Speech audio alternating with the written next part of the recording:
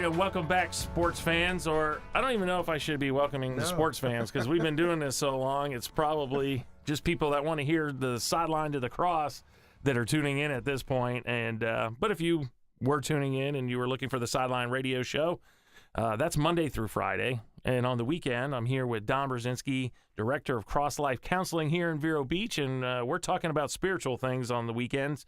And we have a special guest today, and it's Jim Fowler. He was in here for our fall retreat, the CrossLife Fall Retreat. He's an author and speaker extraordinaire. You know, not the myth, but the man.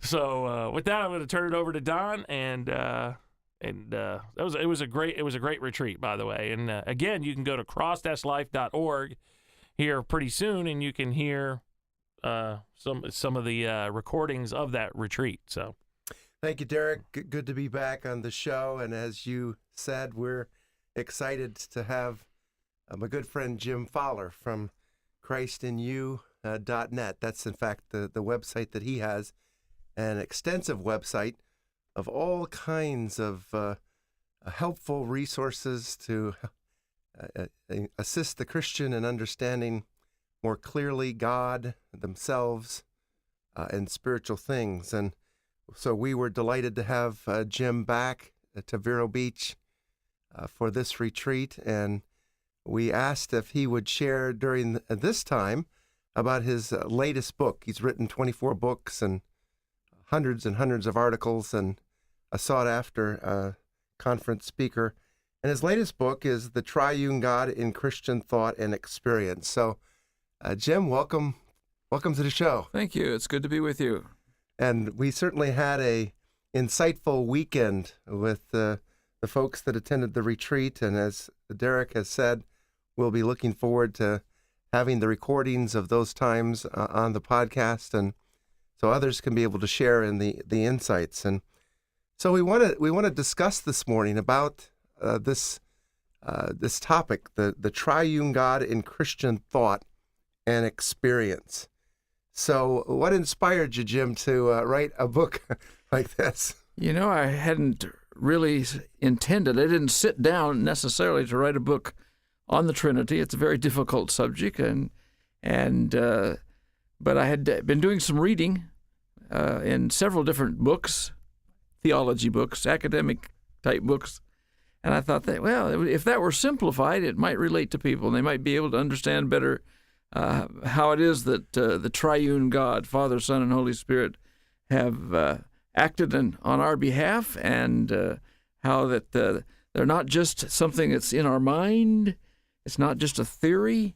It's the triune God in thought and experience. And I think that's really the key to the whole book. Boy, that really is, Jim. And for those of you who don't know Jim Fowler, and it wouldn't take you long once you'd go to his website, again, which is CrossLife.net, you'll find out that he is a thinker, and some of his writings are a little more technical, but necessarily so to clarify things that have often been misrepresented in Christianity. And so if there's anyone that can take the most complex things of thought and philosophy, and particularly of theology, and present them in a way, particularly when Jim speaks, sometimes his writings do tend to be more of a technical nature. Just obtuse? Is that what you're trying to say? But when he shares, he can bring it right down to where everyone can understand. And so I have marveled at the genius in his ability to do so, to take the complex and be able to make it simple. And so I was fascinated because, you know, when we're talking about the Trinity, there's so much confusion relative to the Trinity. There is indeed. In fact, it's almost beyond human comprehension, and it's always a mystery. We have to recognize that it'll always be a mystery. We're talking about the infinite God, and we're trying to do so with finite minds and finite vocabulary. And we are space and time creatures, and God's outside of that space and time. Well, he's not just outside, he's inside too. But that's the difficulty we have of trying to form words about a subject like this. Now, it was unique how you kind of outlined the book. Oh, yeah. Because you used 3 Greek words to kind of give the flow of the treatise, if you will. Yes, and these are words that were used throughout Christian history for almost 2,000 years now, because the early church was a Greek-speaking church, and that's something sometimes we don't recognize. And they used Greek words, and of course the New Testament was written in the Greek language, the Koine Greek, the common street language Greek of the Eastern Mediterranean world. And most people hadn't ever heard of these words, although the academics have used them for years. Now, when you say most people, you're talking about the regular Christians today. Most Christian people in the various churches, yes. But they were very familiar within, the common Bible time. Definitely, that they were used. Yeah, of course, to the Greeks, these are common words for them. And so I chose 3, and they happen to be rhyming words. And the 3 words that I used as sort of the outline of the book, the flow of the thesis, is that word theologia, from which we get the word theology. And that has to do with human considerations of God, humans trying to think through what God is like. And the second word I used was oikonomia. That's the word from which in English we get the word economy.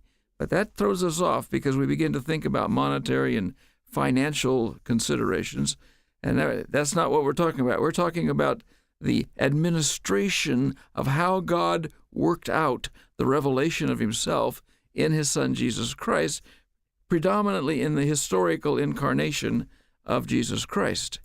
And then the third word, and those 2 words were very common in theological discussion all the way through Christian history. And in fact, as you pointed out, that's pretty much where the discussion ends. Indeed. Yeah, that's usually the 2 words they use to describe the whole of the Christian gospel, is the fact that we're thinking about God, and God has revealed himself in Jesus Christ, and they don't want to take it into that realm of the subjective and the experiential.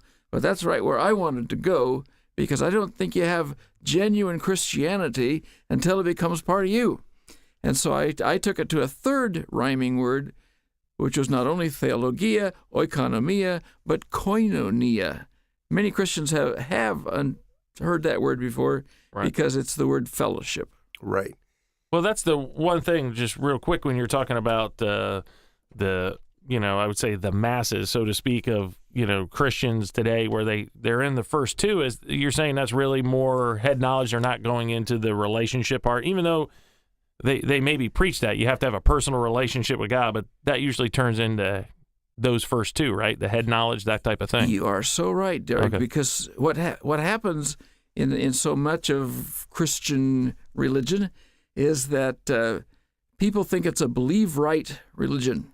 If you believe the right things, you stack up your doctrines in the right way, then that's Christianity. And I said, no. It has to get inside you. And so that's what I'm trying to do in the book, is to realize that, get it out of our heads and into our hearts. You kind of coined a word to express that Christ in you. I think what you're referring to there is that when people talk about Christianity, and I say, well, Christianity is not just having the right package of understanding.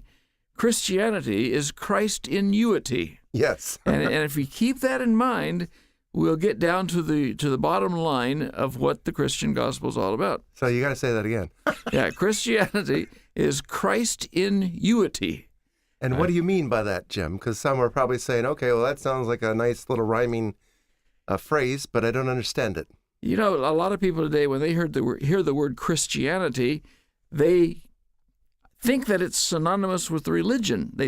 Christianity, religion. Oh, yeah. Some people like it, some people don't. But I want people to understand that the Spirit of Christ must come into the spirit of an individual and become their life in order to have genuine Christ in unity. Ah, very good. Right, yeah, and I would say you see that a lot where if you were to ask somebody, how are things with you and the Lord today? Like, what are you doing? They would, first of all, be freaked out by that question. True. And then second of all, they would probably go right to, well, I read today, and they would give you some kind of head knowledge that they just kind of, learned. A lot of people, they probably wouldn't say, well, I was walking with the Lord this morning and, it was just a great day, just, sharing back and forth. I don't think people, you start saying that, people are going to be like, okay, that's weird. Yes, right. When you start internalizing it, they start backing off pretty quickly. But, and that's so sad that's the situation in our day, that it's an information. Christianity is regarded as an information package rather than a relational, internal, experiential reality. Right. And the other thing I would say is I see in that kind of system is people equate spiritual growth, quote unquote, with the more knowledge they have. Yes, indeed. That is the tendency in the Christian churches today. Yes. Yeah, I've memorized more, or this applies here, or I've heard this and I heard this, and they heard some commentary, and now they feel like they're spiritually deeper, so to speak. So true. Information is becoming the essence of Christian religion. All right, well, we're going to take a quick break, and we'll leave you with that. Information is not king, Jesus is king. So we're going to leave with that, and we'll be right back with Don Brzezinski, CrossLife Counseling, and Jim Fowler, author and speaker extraordinaire. So we'll be right back.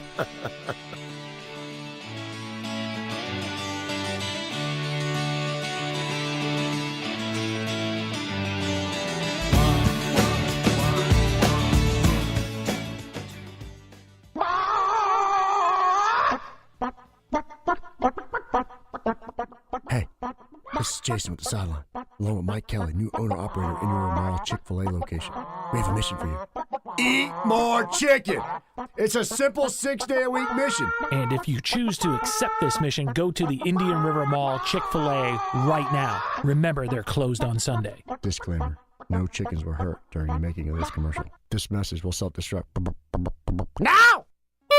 This is Jason with the Sideline. Listen, you need a bike? You need your bike repaired? Check out Allen's Bicycle Center. Allen's Bicycle Center, located in old downtown Vero at 2020 Commerce Avenue. They are the largest and oldest established bike shop in the county. 6,000 square feet of bikes and accessories, and 25 years they've been in this town. Your bike won't go? They'll fix it. They'll make it go. You want a new one? You can buy one there. They got everything you need to put on that bike, make it work. They even got spin class shoes. Check them out. Tell them the Sideline sent you.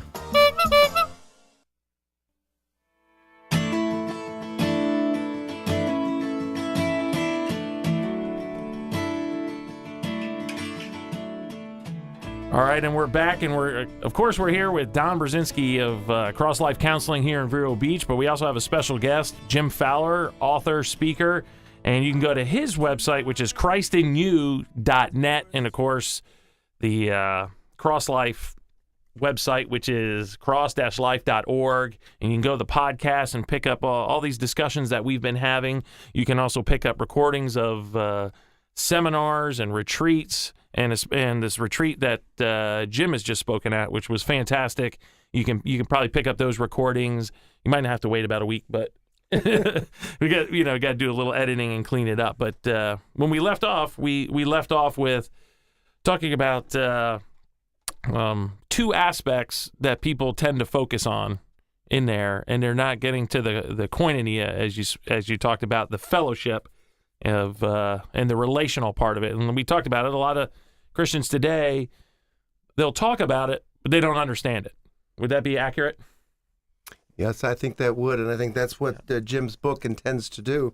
The title of the book, again, is The TRIUNE God in Christian Thought and Experience.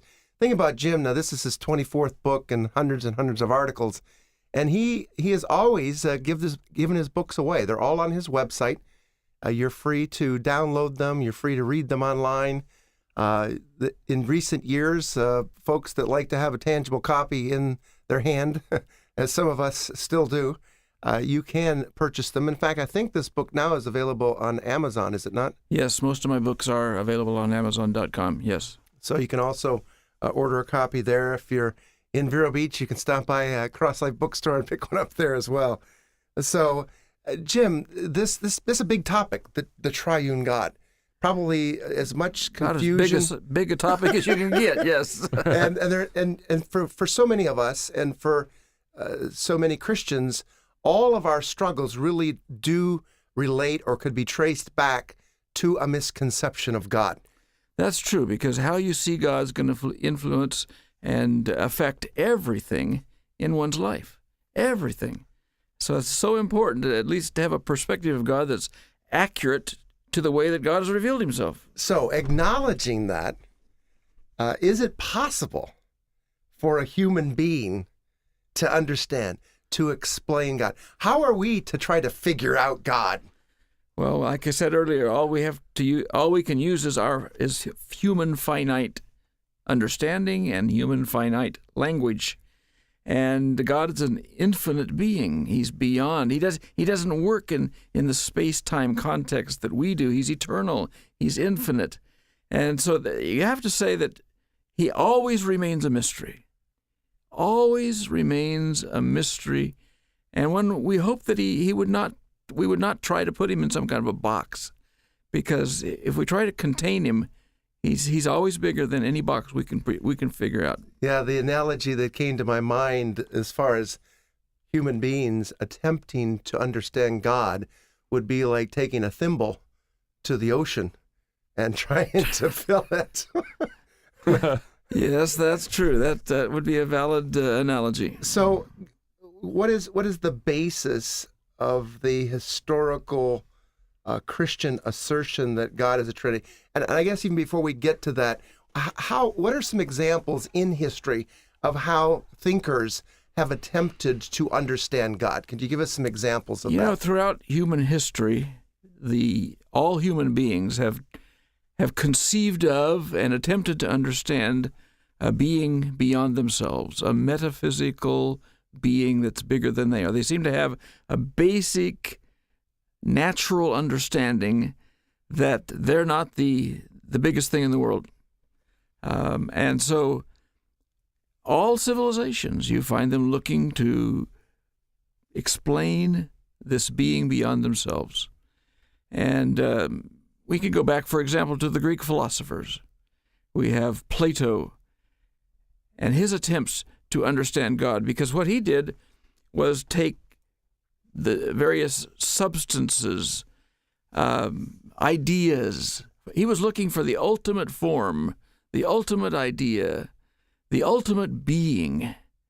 And so he would find everything superlative that he could think of and put that into this little God box, if you will. And that's what we call substantive metaphysics, where you have all these substances, usually superlatives, sometimes negatives. And that was his tendency, but it has been the tendency even in Western thought throughout. We tend to say, okay, God is, and then we take he's omnipotent, and he's omnipresent, and he's omniscient. We take the omni attributes, for example, and then we take the negative factors. He's inimitable and ineffable and unchangeable. And then we say, he's good and he's kind. And yet he's just. And just and righteous and all these things. And we put them in the God box. And then we said, well, that's what God's like. God's in the box. But of course, if we try to put God in the box, he's no bigger than our cranial cavity that we've conceived of him as. Exactly. So man attempting to understand God doesn't seem like it would work, does it? No, and Paul told us that in the New Testament. He said the mind of man, our human reasoning, will never come to know God. That's just not, you can't reason out God. Right. Now, would that be a good place to also start once you come into that saving relationship, is not trying to figure it out? Just if you understood that from the beginning, that you are not going to be able to 100% like figure it out headwise, and you realize that it's only when it's revealed to you, you'll get bits and pieces that you can, yes. And there's another part that came to my mind. You know how it always says, And when they talk about the Bible, God won't give you more than you can handle. Yes. Everybody tries to equate that to problems. Would that be more accurate? He's just not going to give you more than you can handle in your limited brain in about terms of thought. Yeah, I think his that's, revelation to you. You right?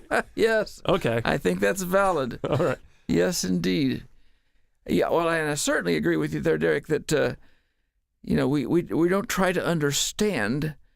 We've misled people into thinking this is not a package of information. The key thing is that we want to relate. Personal relationship is what our Christian faith is all about, not the amount of information we can acquire. I think that's why the whole topic of the Trinity has been so intimidating. I do too, because we've approached it with this head knowledge, and we've approached it as if it was a mathematical problem to how to make 3 into 1. And if you approach it that way, it's never going to mean much to you. It has to come down to the relational. So were there any other examples beside Plato, and how would we describe in simplest terms his attempt to understand God? Okay, this is often called natural theology or classic theism, attempting to formulate our ideas of God, which really, if you go back to the book of Genesis, you're looking at it backwards. It's not in the beginning, man created a God out of his own understanding. No, it says in the beginning, God created man. So it's not us creating God as an idea. But Plato had a very excellent student named Aristotle. Drop my Bible there. And Aristotle didn't take quite the same tack as Plato did. He still maintained the idea that there was this box of superlatives, which he wouldn't have called God, actually Plato called it ta en, the one. And Aristotle said, well, I'm not going to just speculate and postulate about what the substances are that comprise God. Aristotle says, I'm going to go out and look in this world that God has created, and I'm going to find things that point back to God as the creator. So he's the one that started saying, well, if I look in the world, really, today we still use it called scientific method. We see the things that are observable, and from that which we observe, we reason back and say, that must be. So we try to prove what we believe based on experimental. Yes, and Aristotle developed what he called the primary classic proofs for God's existence. There's a world out here. It's an ordered world, so therefore this God must be an ordered being. And everything in the world has some objective, so on the basis of the teleological perspective of the purpose of something, he reasoned back and said, well, yes, what Plato speculated, I think we can prove.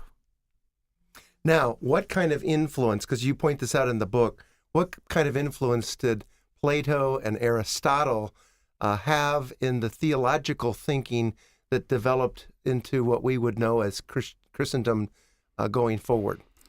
Yes, as we look through history, we see that some of the earliest theological thinkers took their premises from Plato and Aristotle. Right. And we're coming up close to this. Yeah, we're coming up on the big break where you're going to hear the news and some weird stuff why the government shut down, but we never shut down. So so we're going to be back pretty much in about 4 minutes. So just sit back. Again, we're here with Don Brzezinski at CrossLife Counseling here in Vero Beach and special guest Jim Fowler. So we'll be back in just a few minutes.